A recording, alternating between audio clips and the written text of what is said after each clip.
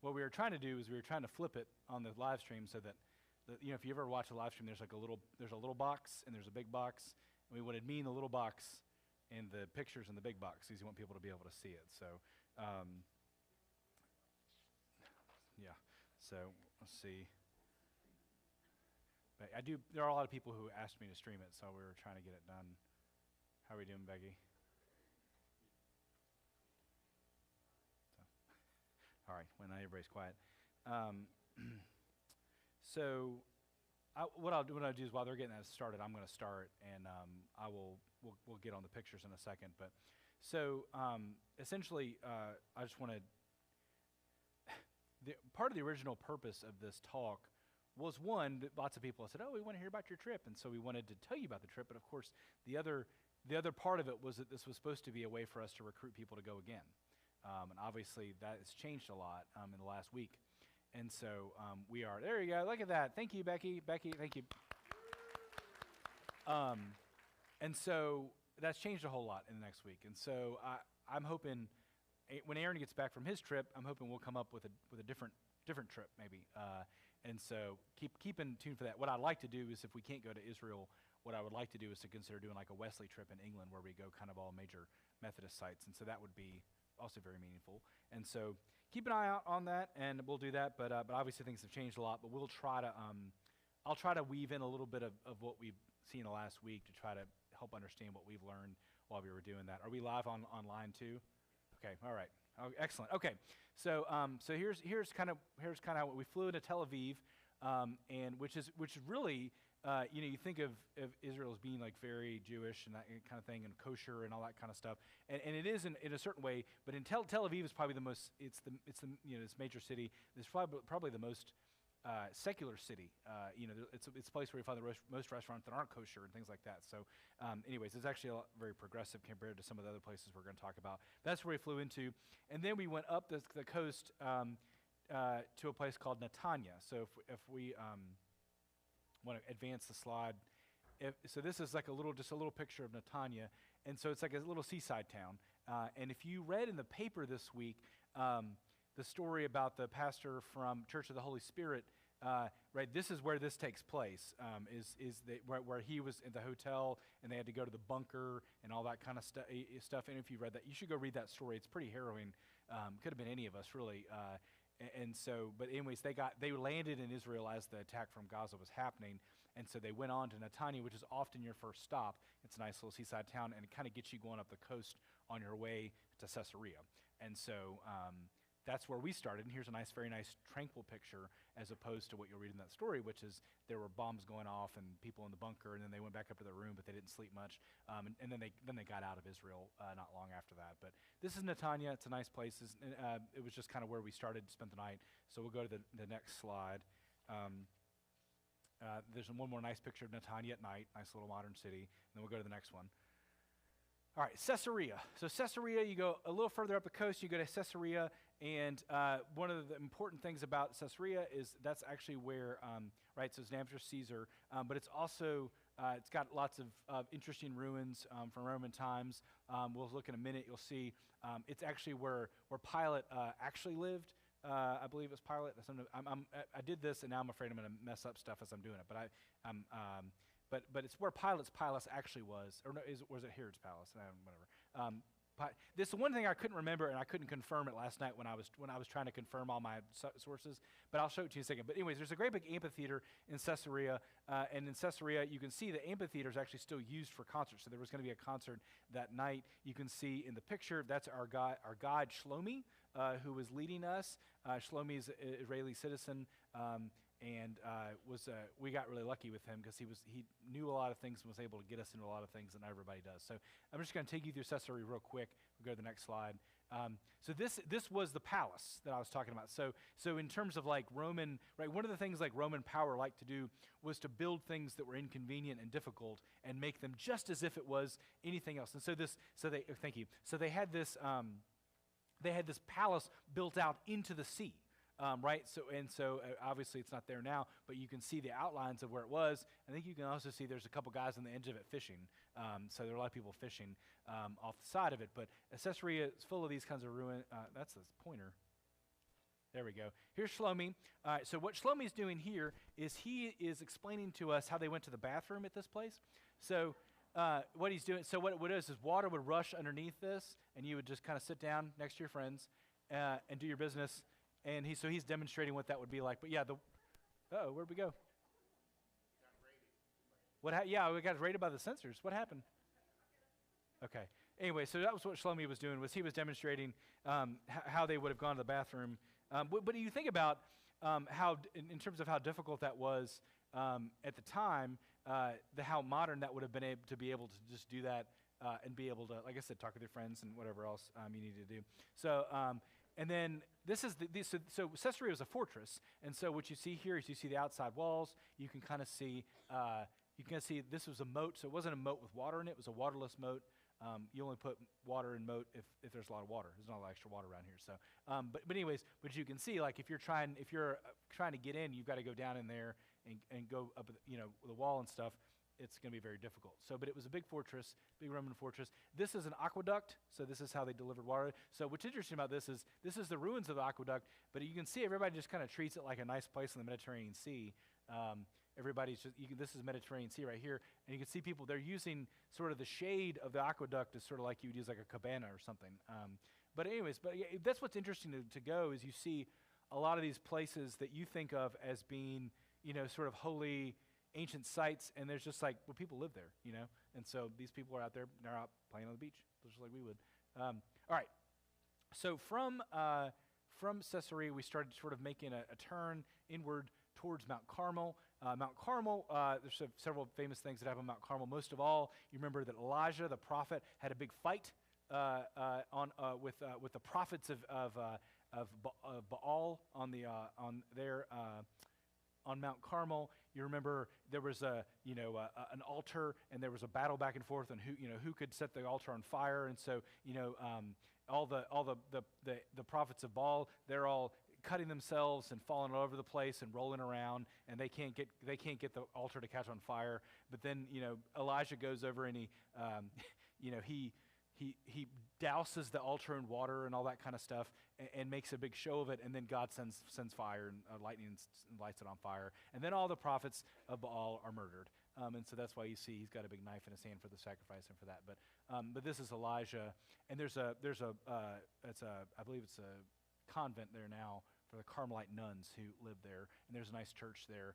But you can see that's the statue of Elijah. And then this is one of the nice things about going to Mount Carmel is you get a really good view. And so what you've got here is you've got the Jezreel Valley, and then on the other side of the Jezreel Valley, you've got Megiddo. We didn't get to go to Megiddo. Our schedule didn't allow for it, which was a bummer for me. But the reason that Megiddo was important over this Jezreel Valley, the reason Megiddo is important is because you'll see a lot of people talking about this, and I want to just say that their biblical scholarship may not be 100%, but Megiddo is important because in certain places in the Bible and Revelation and things like that, it is where people imagined the end of the world would take place. So if you've ever heard of Armageddon, that's sort of an Latinization, Englization of Har Megiddo, which is like the mountain Megiddo. It's certainly more of a hill, but anyways, and it's a great big hill. But anyways, at the time, if you were going to be in control and rule, that was a place you had to have. And so when people were writing the scriptures, they thought, well, certainly if God's going to win in the end, then Megiddo has got to be a part of it. And so you hear a lot of people talking about this, and you hear about Megiddo coming up a lot.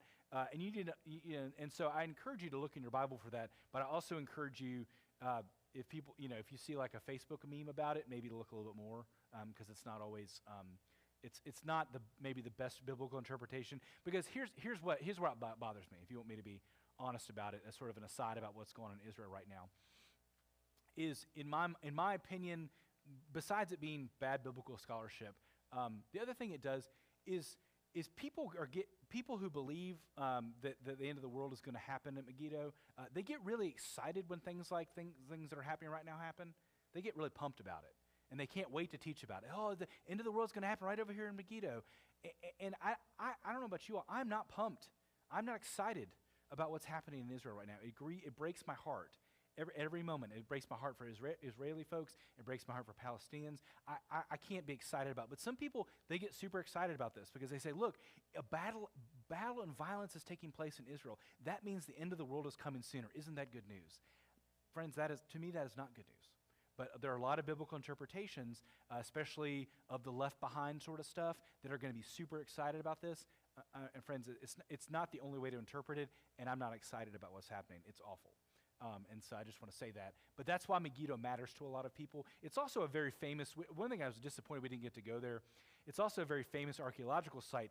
If you've ever heard of a tell, it's these layers of archaeological whatever. It's one of the largest, it's got like 30 layers or something.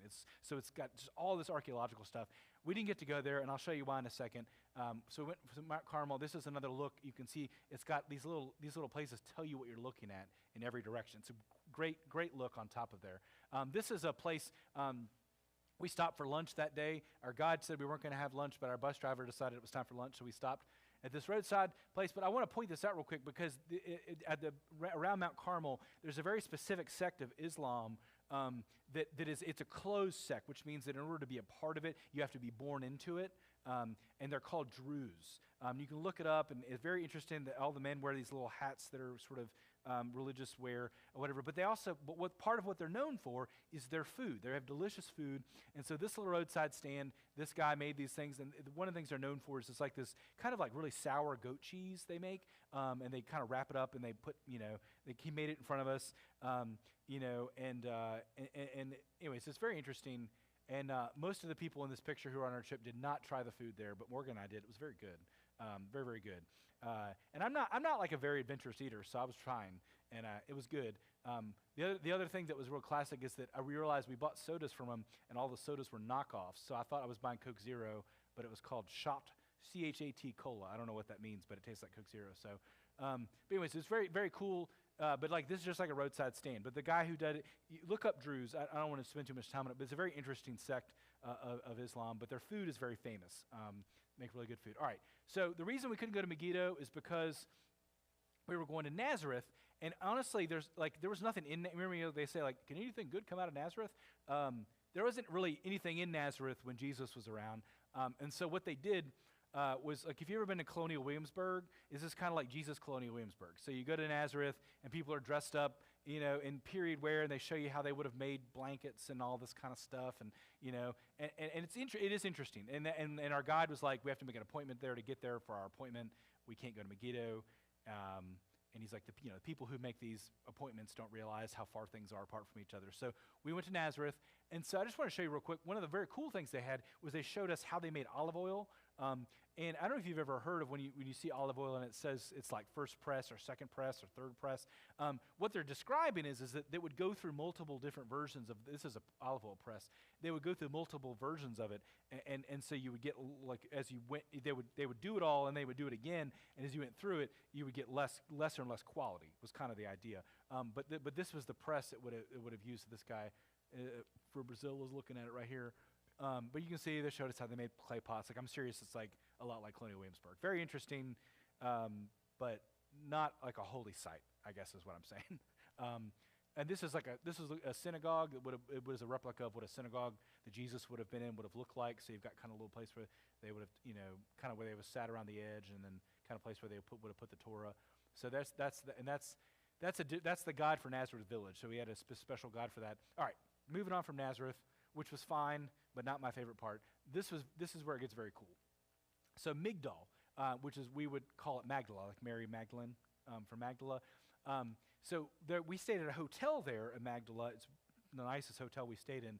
But one interesting thing is Catholic folks bought this site because they wanted, it's on the Sea of Galilee, so they wanted a site where they could,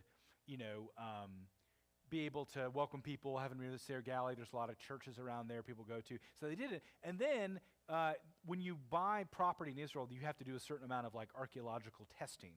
Well, it turns out that the whole site is an archaeological site. So you've got the hotel right up against the archaeological site. And one of the most amazing things they found was this, they call this the Magdala stone, but what they think it was is probably where they maybe would have laid the Torah or something like that in the synagogue that would have been there.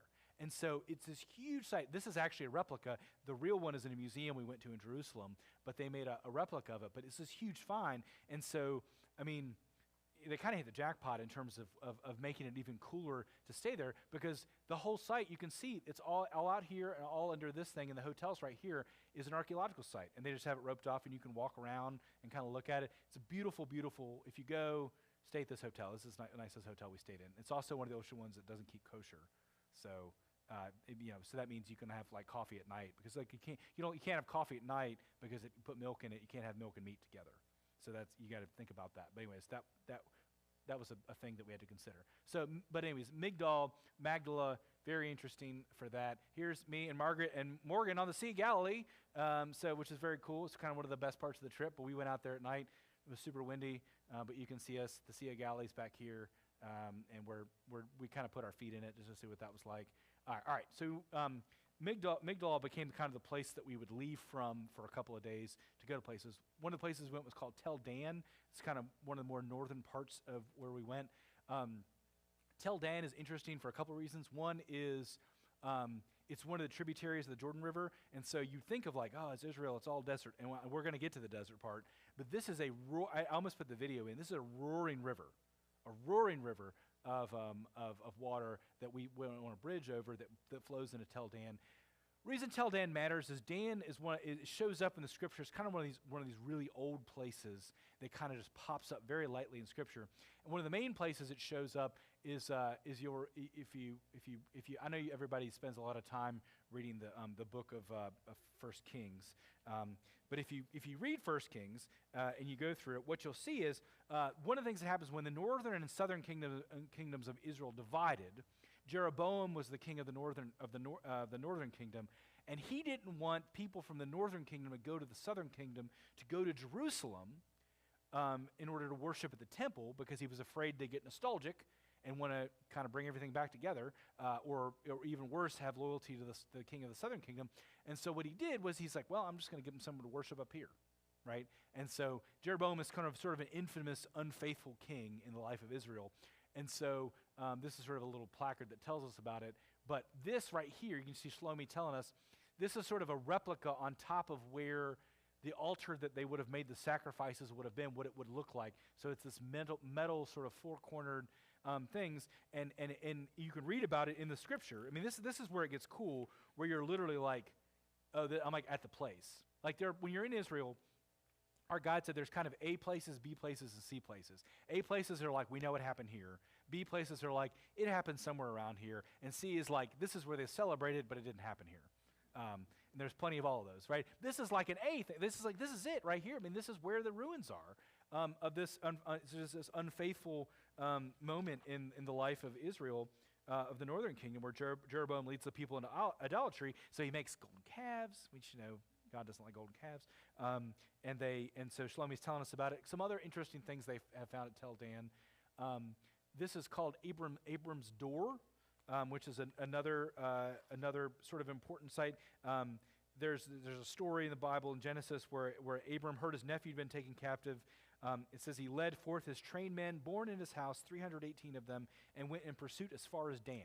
And so this is probably some sort of door into the what would have been sort of a structure there, but they call it, this is a replica of what they think it would have looked like, but they have a look at the scripture that I just read you right there from Genesis there. But they call it Abram's Door, but they sort of stumbled on this huge sort of site, and you can see the door right there.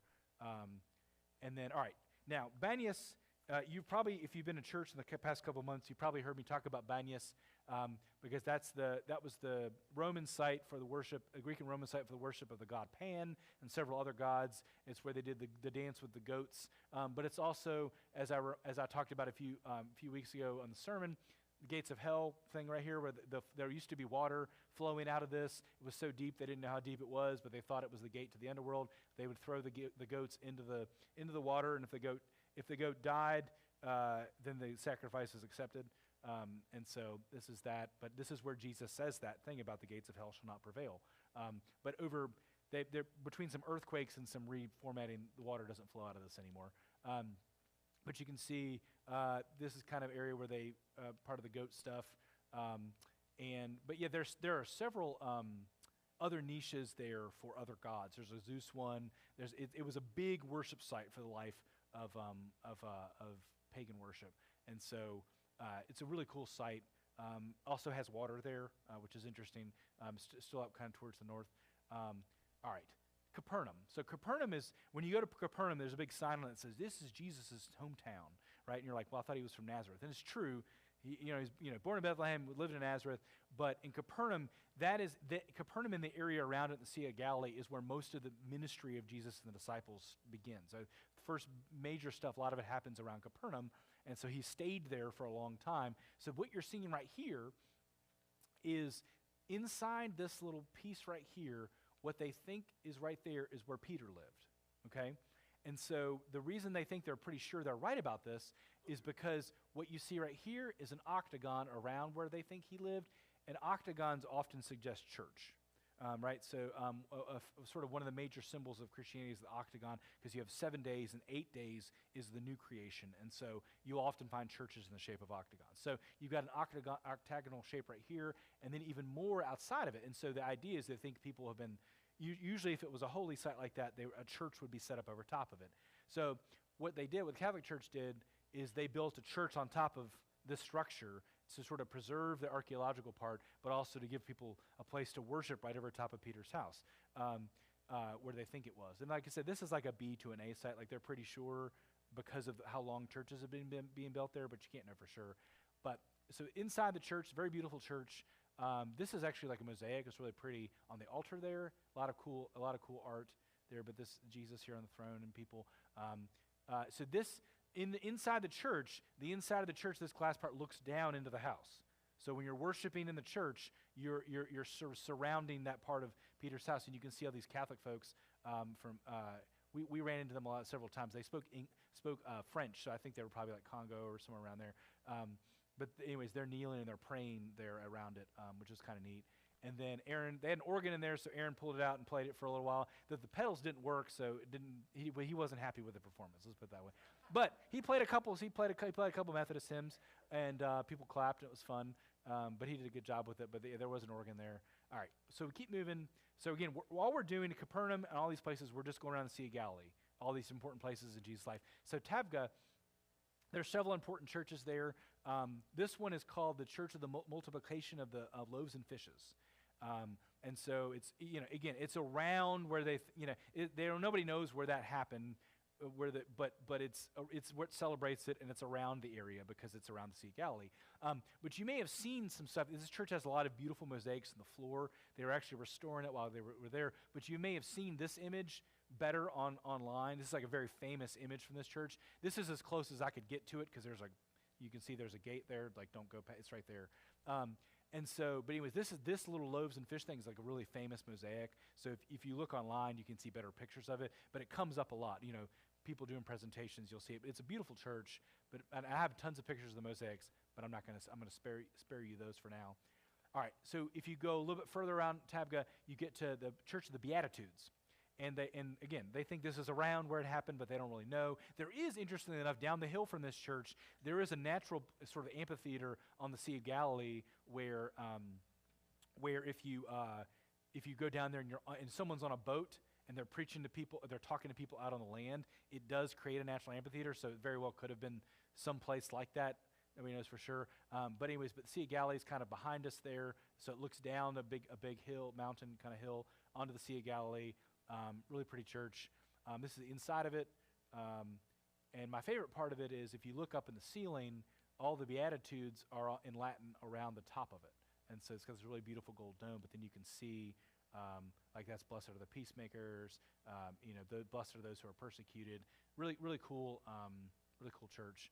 All right. And then after that, we went to a museum at the Sea of Galilee. And this is really, really cool. A while ago, let me try and see what the timing was. I think it was it was not that long ago. But anyways, what they found is some fishermen were dealing with some stuff in the Sea of Galilee, and they stumbled upon what they thought was a boat. And when they started to look at it, they started to realize that this is a boat, and turns out it's from the first century. So it's the kind of boat that Jesus would have ridden around on with the disciples. And so they had this immediate problem which is how do you keep it from falling apart once it hits the air? Because it's been preserved in the muck of the Sea of Galilee, and so they did all this stuff to preserve it and save it. And you can see this is kind of the styrofoam thing they made to put around it, and you can see the people kind of moving it, trying to get it out of the water to be able to put it in a way where they could preserve it. It was very cool. Adam Hamilton at his church, they were doing like a sermon series, and he put a boat that looked a whole lot like the one of these up on there, and I said, I bet he went to Israel. And then when I was at his church a couple weeks ago for our leadership thing, he pulled this picture out, and I thought, yeah, I knew that's what it was. So he'd been there too. But anyway, it's very cool. I mean, it's very cool to see it close because it's the real, genuine article. We went out in the Sea of Galilee. You all saw my video from there, so I'm not going to spend too much. But basically, they put you on a boat. It's got a biblical name. It's not a very, like, to be on the Sea of Galilee is like a holy experience, but the experience on the boat is not very holy. They raise whoever, like, they have the Israel flag, and then they raise whoever's flag they're on it, and then you get up and they did like the national anthem, just like Jesus did. Everybody's... So it's a weird experience. But anyways, it's a nice experience. We did stop the music. We read scripture about being on the Sea of Galilee. I made that little video to send you guys. It's a very, very cool experience to ride a boat on the Sea of Galilee. But anyways, there were some interesting parts of it. So this is really cool. This is why I said we lucked out with our guide Shlomi.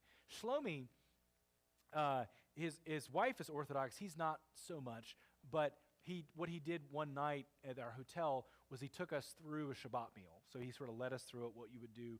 And not every guide's going to do that. Not every guide's going to be able to do that. So that you can see me and Aaron with our little yarmulkes on. Like he got us all a little yarmulke. I've still got it. But it was very cool. He did a really good job with it. But I just wanted to show that as kind of a neat moment there. All right, Jordan River. So we went through, on our way into the desert, we went by the Jordan River. There's a couple of different places you can do baptism stuff at Jordan River. We chose what was decidedly the most commercial version of it, because there's no real clear place. There are a couple of different places people think Jesus might have been baptized. No one really knows exactly for sure. So this is like pure commerce. Like, it's just a place that they've got several sites you can go down into. You gotta rent one of these babies to be able to go in.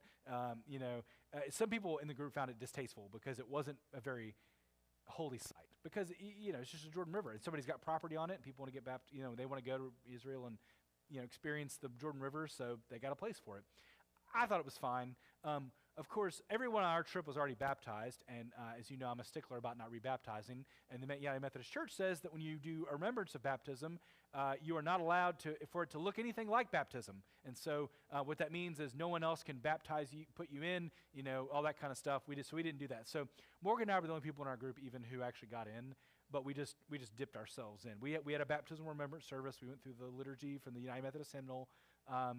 And a lot of our group just put their feet in. There's a place you could put your feet in on the edge. So they put their feet in. Morgan and I, we went all the way and got in the Jordan River there. And so remember, we're in Israel right here. On the other side is Jordan, and that's another country on the other side of the Jordan River.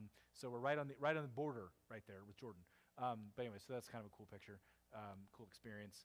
All right. Real quick, we went through another archaeological site. This is called Beit Shan. One of the main things that they're known for is they have big Roman baths. So what they would do is they would heat fire, and then it would warm up all these things right here, and it would warm the water up underneath the bath. So that's kind of cool. A walkway there. I'm not going to spend a lot of time there. It was cool, but not the highlight. All right. So after that, we get out to the desert. I know I'm running out of time. We get out to the desert, and for me, this is probably some of my favorite stuff we did. So Masada, go look up Masada. It's a very interesting story. Essentially, right after the Romans destroyed the temple, a group of Jewish rebels slaughtered a bunch of Roman soldiers and ran away to the desert and took over this fortress. It's this huge fortress that was built up by Herod and others over time. And it's this natural, huge sort of like plateau that's just up in the middle of the desert near the Dead Sea. And so we took these little cable cars up to the top of it because it's really high up. But anyways, the way that story ends is, I'll show you a picture in a second. The Roman Empire was sieging it for years, trying to get to it. But they had cisterns. They were doing fine. They were living their lives. The Romans couldn't get to them. So, but I just wanted to give you a sense of how high, that's the Dead Sea, how high up this is. And you had to walk this little walkway right up there. It's a little harrowing. Here's another look. Dead Sea's right there, kind of part of the fortress. This is the desert. Oh, I thought I put it, I must have left it out. So anyways, what I'll tell you is, eventually what the Romans did was they built a dirt ramp up to it. So they just started loading dirt on top of dirt, and they eventually got a dirt up enough to be able to go to the top of Masada. And so what ended up happening is before they could, so you imagine being the folks who were there, they're just watching the Romans build this ramp over time. They're in this, the end is getting closer and closer. And so what they did is they all committed suicide before the Romans could get to them. And in Israel, this is seen as a very heroic moment that rather than being taken over by the occupying Romans, they all took their own lives. But you think about it, it's whole families, right? I mean, it's a terrible story, but there's also a certain amount of pride that folks from Israel sort of think about it from. But it's a very cool fortress. I could do a whole presentation on that. From there, we went to Ein Gedi, which the only thing, there's some waterfalls out there in the desert. One of the famous stories about Ein Gedi is David hides from Saul in a cave in Ein Gedi. You can read that in Scripture. This is not the cave. There's lots of caves. I don't know where the cave is. But I just want to show you what a cave looked like. From there, we went to Qumran. This maybe was my favorite place. Qumran is where they found what are called the Dead Sea Scrolls. They found these in the 40s and 50s. It's where they found, and there were some of the oldest scrolls of Scripture that exist that we still have, in addition to some of the scriptures from the community that lived there. There's a community called the Essenes. They were a sort of an ascetic Jewish group. A lot of people think John the Baptist might have been an Essene and kind of hung out with them. They're real big on ritual purifications. And so this is called a mikvah. This is the kind of the bath that they would have purified themselves in. Jewish folks still use mikvahs. So like, for example, a woman after she's had her time of the month, like she actually has to go to a mikvah. If they're Orthodox, she goes to a mikvah before her husband can touch her. Like you're not you're not allowed to touch each other during that time in Jewish belief. And so they wouldn't go to this one, but there are people who run mikvahs, and you just go pay some money and you go get purified, and then you're considered ritually clean. But this is where they would have done it at Qumran. I found this very moving because I've been thinking about these for a long time. And so to see one of those in real life was kind of blowing my mind. This is, I think, Cave 4. This is one of the caves where they found the Dead Sea Scrolls. So just like some shepherd boy found some pots in a cave, and it turned out to be these priceless, incredible scrolls that had been preserved by the desert, and then they started going through all the caves and found all sorts of stuff. It's incredible. But anyways, I love the Dead Sea Scrolls, and we only still like an hour here, and I was like, I could spend 2 days here. It's so interesting to me. All right, here's a real treat. Abraham's tent, which is sort of like another Colonial Williamsburg kind of thing, where you go to a tent, you eat like a nice traditional meal. A guy who pretends to be Abraham talks about hospitality in the Middle East. But the other highlight of it is you get to ride a camel if you want. So this is a treat for you. Just get ready. Lucky we didn't fly off. Because the way they sit up, they throw you forward. So anyways. Also, we were pretty sure the camel was going to walk off the side of the cliff we were on. So anyways, it was great. I don't know if I do it again or not, but it was pretty fun. Glad we could say we did it. But yeah, the way they get up, the way their knees bend, they throw you forward when they go up. All right, from there we went to Jerusalem, and running out of time. This is one of the entrances to the old city in Jerusalem. And one of the things that was great about our guide is he got us actually up to the Temple Mount, which is what Jewish folks call it. But this is the Dome of the Rock. It's a really famous Islamic site because Muslim folks actually control this part of the old city at this point. So you can't go in these places, but we were able to take a picture. This is like a World Heritage Site kind of thing. This is a big deal. And so very cool. But the most strict dress code of anywhere we went. Most of the Catholic sites just have a sign that say, like, don't show your shoulders, don't wear short skirts, that kind of thing. If you were shown, like, that little bit of leg right there is almost too much. I mean, like, we had women in our group who had skirts on that went to here, and there are guys who check you out when you come in, make sure and a man or woman. There are lots of men walking around. They put these like long skirt-looking things on you to keep your legs covered. There are a lot of men wearing them too because they didn't think they'd get busted for it, but they did. So you can see we're pretty well covered. But it's one of the most strict dress codes of anywhere you'll go, and it's a lot of security to get in. And this goes back to sort of what's happening. There's Margaret and Aaron. What's happening in Israel now is there is history to some of the attack that happened, and I'm not justifying what folks from Gaza did or Hamas did or anything like that. But there are certain times of year, and it's been growing over even the last year, where this mosque, the Al-Aqsa Mosque, there are problems that happen here, and it's not just Muslim folks. So if you look back, the name of the attack from Gaza was the Al-Aqsa Storm. Operation Alaska Storm. Part of what they think the Gaza attack is a retaliation because ultra-Orthodox Jewish folks who want to reclaim the Temple Mount keep rushing this place. So during earlier in October, during some high holy months, ultra-Orthodox folks rushed the Temple Mount, rushed this mosque, and started doing Jewish prayers, which is actually, I think, against the law. Like, you're not supposed to be able to do that. But the IDF, the Israeli Defense Force, they allowed them to do this. They allowed the Jewish folks to come in and rush it. And so, there is, all I'm saying about it is that there is a long history of back and forth here. It does not justify anything that Hamas did and the horrors that are happening. Nothing at all. But just to recognize this mosque is involved in that. This is the name of the mosque they named the attack after. And some of it, and when it happened, it's happened a couple times, leaders of, Muslim Hamas leaders have said, if you do this again, there's going to be consequences. You need to stop doing this. They did it again. Well, here we are. Again, the attack seems to have been planned for a long time, so it's probably more than that, but it was named Operation Alaska Storm. This is it. This is Alaska Mosque. It's a very, very, very holy site in the life of Muslims. And so there's a history here. This is a door. There used to be a door. You can't quite see it. There used to be a door here and a door here on the southern wall of the old city. Those are probably the doors Jesus and Mary and Joseph would have gone in when he was going to be presented in the temple. That's where they think that probably was right there. It's been covered up. You can see these doors better. This is called the double gate because there was 2 doors here. This is called the triple gate because there's 3 doors. This is the Wailing Wall, the western wall. You can see this is the women's section. This is the men's section. People come up to, they pray. Some people pray all day there. It's really hot that day. People were sweating it up. But there are lots of these tents. There's a lot of bar mitzvahs happening at the western wall. It's kind of a big thing. The reason the western wall matters so much is because it is the closest Jewish folks can get to the Temple Mount without going in. And because the Holy of Holies, right, is up on the temple, from the temple, it was on the Temple Mount. This is the closest you can get to where the Holy of Holies was. So that's why it's important to them. It's a very, very, very holy site for Jewish folks, and you can see folks kind of doing, but there's 2 different entrances for men and women, and that kind of thing.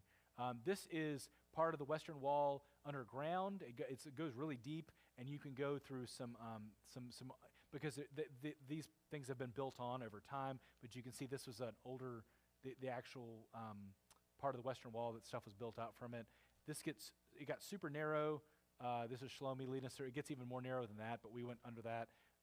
This is a place we went in Bethlehem. So we crossed over to Bethlehem. Bethlehem is a Palestinian area, so we had a different guide for Bethlehem who was an Arab Christian named Johnny. But one of the things they did is that they said, this is the best place to buy any wood stuff you want to buy, olive wood, nativity scenes, that kind of thing. This is a giant nativity scene, big old cross. That's when you see that. So in Bethlehem, because it's Palestinian, there's a lot of political sort of stuff. There's also a lot of sort of tongue-in-cheek sort of joke, sort of rip-offs. So you've got the Stars and Bucks Cafe and the Square Bucks Cafe. There's lots of other stuff like that. There's a certain humor in the rebelliousness. This is the Church of the Nativity in Bethlehem. This is called the humble door. You have to get real low and go in it. And they've kept it that way because you want to humble yourself as you're going to the church. So you have to kind of squeeze in. I don't know if there's an accessible entrance, but this is not it. So, but yeah, you have to bend over to go into it. This is inside the caves underneath it. This is our guide Johnny, who's our Bethlehem guy. There's Margaret, and they think a lot of people think that Jesus was actually born in a cave, not in a stable. And so they believe that maybe this isn't the cave, but maybe this is a cave around where he might have been born. A lot of traditional folks, Orthodox Catholic, believe this is more likely. And so you've got Johnny there. And so what we did, we sang Christmas carols in there. It's very cool because there's a good echo. Here's a couple of graffiti in Bethlehem I thought was cool. These are Banksy. So if you've ever heard of Banksy, he's a famous sort of graffiti artist. So this is an IDF guy with a jack-o'-lantern on his head. This is another famous one. It's a dove of peace, but it's got a bulletproof vest on. You can see, welcome to Palestine, welcome to Bethlehem. I just want to point this out. So whenever you go into a site that is Palestinian-controlled, there's a huge warning sign that always goes on that basically just says, if you're Israeli, it's dangerous to go in here. Don't go in here. And it's also against the law in Israel, to be fair. It's against the law in Israel for Israeli folks to go into Gaza. I mean, not Gaza. This is not Gaza. Sorry, Bethlehem. In any site that's Palestinian. And so they have these huge signs that say, please don't come in here. Because it's against the law, and it could be dangerous to your life. But I've been thinking about those signs a lot over the past couple weeks. But anyways, that's one of the signs. You can see it's in Hebrew and Arabic and English. All right, this is a checkpoint. We didn't get a lot of trouble at checkpoints because we were on a big bus. Here's Jerusalem from the Mount of Olives. You can see the Temple Dome there. This is the Temple Mount. This is a graveyard. So we're looking down that. This is us walking down the Palm. They call it the Palm Sunday Road. This may or may not be the exact route they took, but it goes down the Mount of Olives like Jesus did. This is a church. This one is a church that commemorates Jesus weeping over Jerusalem. You can see this mosaic on the altar here is quotes in Latin Jesus when he's lamenting over Jerusalem. If only like a hen I could gather you under my wings. That's that. That's really pretty mosaic. This is a garden at Gethsemane. It's not the Garden of Gethsemane because there's not one left, but it's an old garden, Gethsemane, next to the Church of All Nations, which is a really cool church. This is a church near where they think Mary was born, which is also near the pools of Bethesda, where the old man is told to take up his mat and walk. Remember that story? Those are the ruins they're excavating of that. This is one of the things you can do in Jerusalem is you go through the Stations of the Cross. You've heard that at Catholic churches, where you can go through an actual journey through Jerusalem following the Stations of the Cross. This is the 5th station where Simon of Cyrene is invited to put the cross up, carry the cross with Jesus.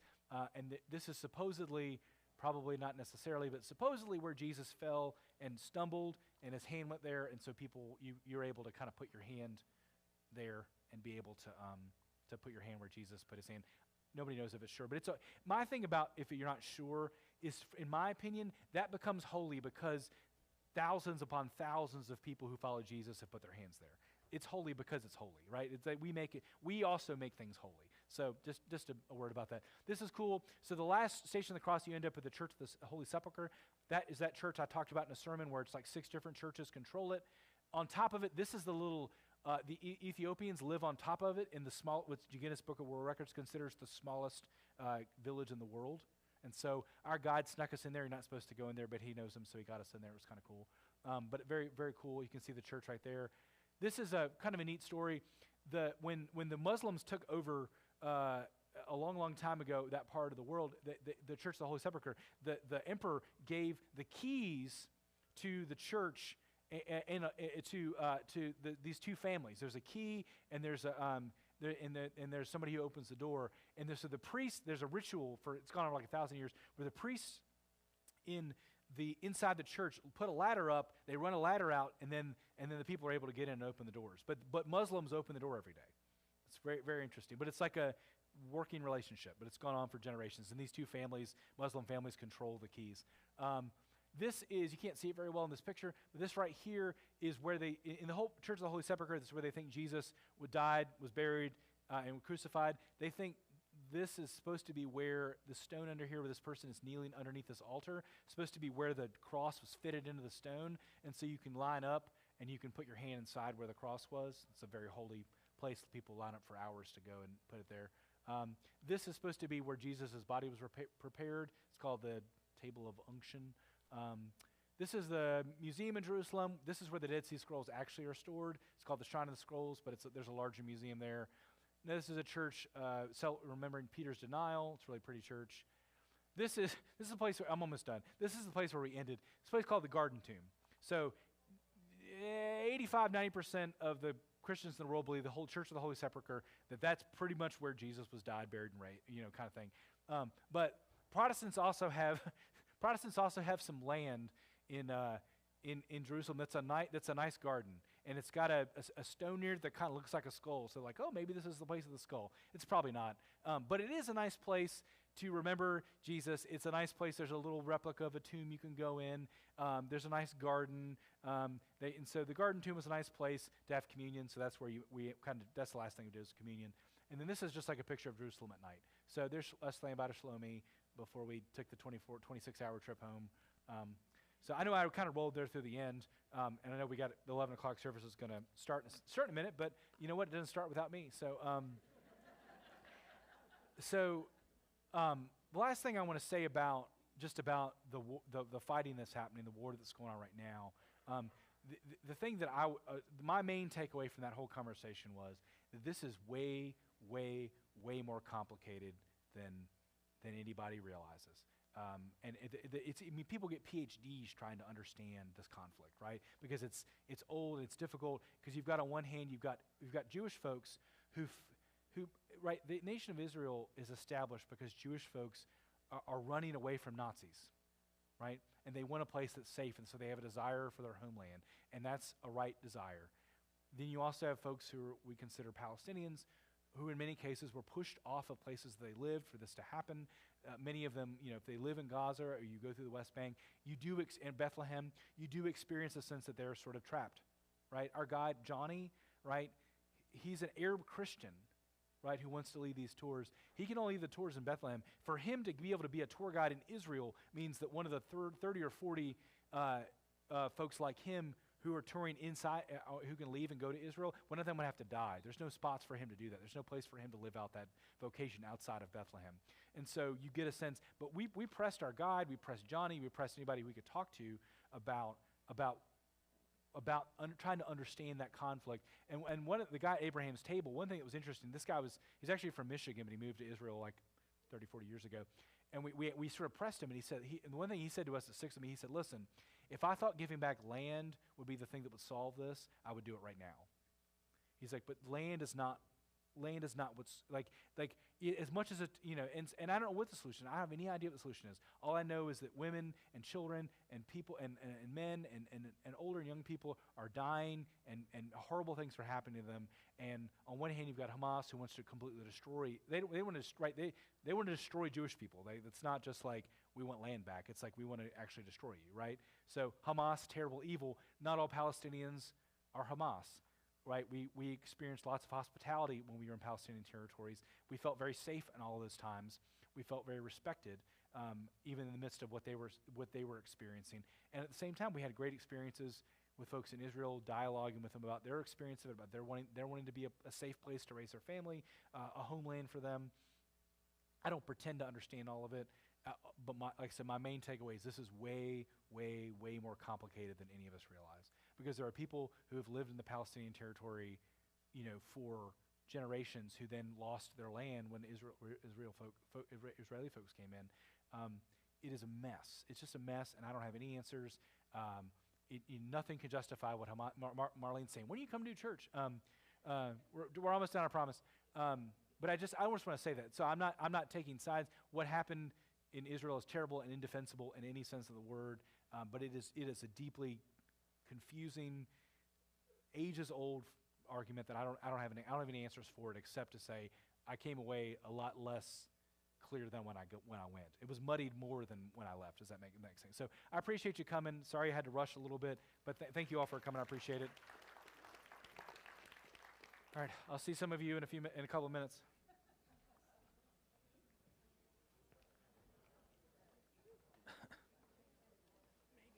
Thanks, Becky. I appreciate your help.